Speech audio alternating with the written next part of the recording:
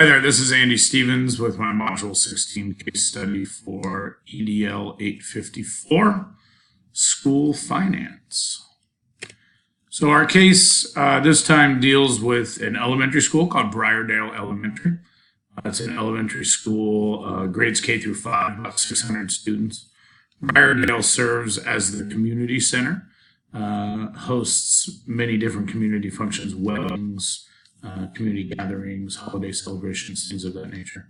Briardale is one of 7 total elementary schools in the district, along with 2 middle schools and 1 high school. The vast majority of the educators in the district are career educators. They join the profession early and don't tend to leave, which leads to a very low turnover rate and lots of loyalty to the schools in the district. Within the district, the fundamental skills are provided in a manner where the superintendent provides all of the funding to each of the sites, and then site principals and leaders are tasked with using those funds to support the fundamental, or what I would call core curriculum. And then the supplementary programs are provided at the sites, but are funded by outside money, and are funded by these foundations. Speaking of foundations, the foundation at Briardale was tasked with raising money to help support these supplemental programs. And they do that in a way where after they raise these funds, they give the funds to the principal. And along with those funds, they make recommendations for what the supplemental curriculum should be. And then the principal takes those recommendations, and from there, he takes them to a curriculum committee. And the curriculum committee is the official committee that approves all of the curriculum choices for the school. Currently at Briardale, they're offering 3 different supplemental programs: art, music, and foreign language. Mr. Barely, who is the newly named president of the Briardale Foundation, wants to raise money to augment the supplemental programs. They did not specifically say which programs he would want to add, but something he wants to grow and make the supplemental programs more robust. Mr. Barely is competing with a fraternity brother from Harvard, who is the president of a competing foundation at another elementary school in the district. He does this by implementing a cash raffle, which they did when he was in his fraternity at Harvard, one of the most successful fundraisers the fraternity has ever done. But as we learn later in the case, looks like Mr. Barely did not follow the legal or district policies and ends up being arrested for the illegal operation of a raffle. This leads to, obviously, embarrassment for the principal. It leads to embarrassment for the district and the school, and most of all, Mr. Barely himself. Examining some more of these legal and ethical issues, obviously, the legal damages, the foundation loses all of the funds from the cash raffle that were illegally collected. Mr. Barely is convicted of a misdemeanor and now has it following him around on his criminal record. And then also in education, we know it's important for school leadership and districts to have positive reputations, and damage certainly has been done to both of those. Specific laws that were broken, the case does not go deep into the various laws, but obviously it has something to do with gambling and or local and state gaming laws. And then most districts have policies related to gambling and the administration of raffles and things of that nature. Simply put, the problem presented in this case is pretty straightforward. Driven by greed and competition, Mr. Barely knowingly, or perhaps unknowingly, violated local and state laws in an effort to raise as much money as possible through a cash raffle for the Briardale Foundation in their annual fundraiser. Some more of the people and places and programs that are involved. We've talked about Mr. Barely. Principal Santos is the principal of Briardale Elementary. Obviously, the greater school community for Briardale Elementary, since Briardale serves as a community center, stands to reason that they would have a strong support within the community. Mr. Morley, who is the fraternity brother of Mr. Barely and the competing president of another school foundation. We have law enforcement personnel involved, as well as the newspaper reporter who ends up writing the article that, kind of the expose, if you will. Various places involved in the case: the elementary school, the community center, the employees of the district who are very loyal. And then as we examine the programs that fit into those places, we're talking about the supplemental curriculums. We're talking about a public elementary school with 600 students that is one piece of a larger district with 6 elementary, 2 middle, and 1 high school, which the case notes is specifically known for their football program. As we prioritize the information in this case, we need to examine which stakeholders have been the most impacted. I would argue that the greatest impact is on the students, because they're going to lose funding, which directly provides the supplemental curriculum that they would have otherwise had the opportunity to experience. Other, key stakeholders who has a stake in the outcome: obviously the greater community, the district, parents, teachers, school leaders. All of those different groups have a stake in the outcome. Who was consulted? Hard to say. That the case doesn't go into much detail about Mr. Barely and who he works with or who he consults.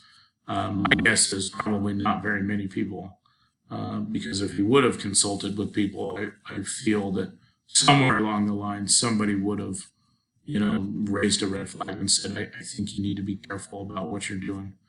I've talked a lot about what we know and summarizing the facts. I think something else that we probably need to know is, have cash raffles been done in the district before? Was there precedence involved? Or have people tried to do cash raffles and got told no? I know lots of times in my personal experience as an educator, that's one of the best ways to learn, is just by others' experiences and knowing what people have been able to do and not do. So there's some options, obviously, as you analyze this case and you think about possible solutions. Once Mr. Barely is arrested and funds from the raffle are lost, in my opinion, you really have 3 options. Number 1, do you just do nothing and move on, and just kind of accept the black mark on the record of the foundation? Do you dissolve the foundation completely and move away from that model to a model where you're empowering school leaders to basically make all of the curriculum decisions?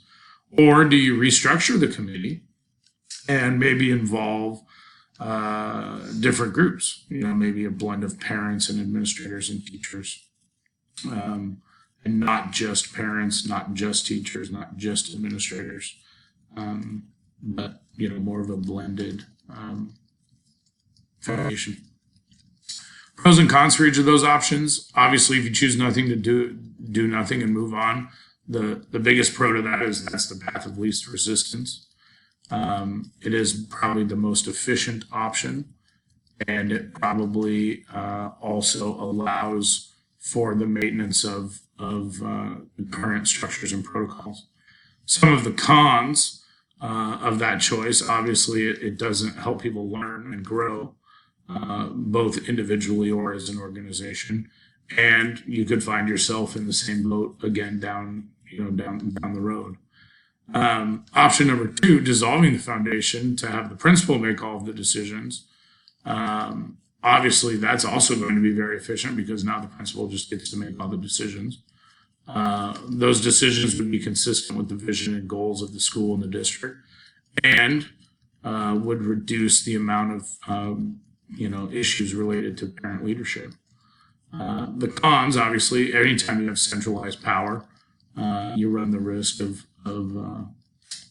people making choices and decisions that maybe you don't agree with. Not as many, opinions and input. And then potentially you could lose funds for these supplemental programs and maybe ultimately losing the programs altogether. The third option, which is to restructure the committee with a blend of parents and administrators and teachers. In my opinion, the biggest pro is that you now have the best blend of knowledge and expertise available to you as a school and as a school leader, which would lead to new ideas and opportunities. Still maintains the structure of having a foundation that supports the school. The downsides, obviously, anytime you ask teachers and admin to do more on top of their already assigned duties, that can always, lead to burnout and teachers becoming more, hesitant to say yes. You might have conflict within the teachers and the parents and the administrators, not all being on the same page. And then maybe people are just unwilling to participate because they don't want to be associated with something that has brought, kind of a black eye to the school and to the school district. Based on all the facts of the case and the three options that I presented, I think I would choose option 3. And I think the biggest reason I would choose that option is because having the blend of experiences and knowledge between teachers, administrators, and parents, I think is best for a school. Now, you have to implement that choice and decision in a certain way. I think you need to, make sure that you're explaining the why as to why you've chosen that option. And then I think you obviously need to make sure that you're providing opportunities for training and things of that nature. And then I would also make sure that the stakeholders all knew about our financial practices as a district and what that entailed as members of the committee.